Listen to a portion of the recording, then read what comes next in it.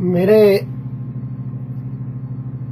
पंजाब दियां पिंडां दे विच ढोली जदों ढोल मार के वेल करांदा है, उस सज्जण नूं मिरासी आख्या जांदा है।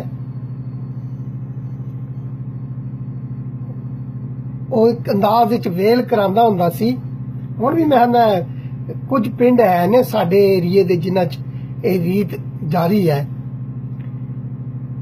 उन्हां दे अंदाज विच कुछ चार नवीं लाइना।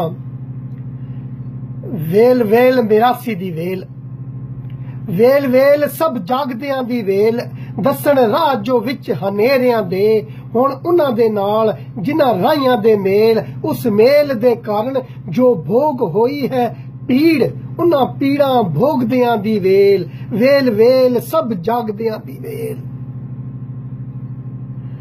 समझ जोधियां दी खेड जो खेड खेडदे ने पे, उन्हां दी खेड उन्हां खेडां खेडदियां दी वेल, वेल वेल सब जागदियां दी वेल।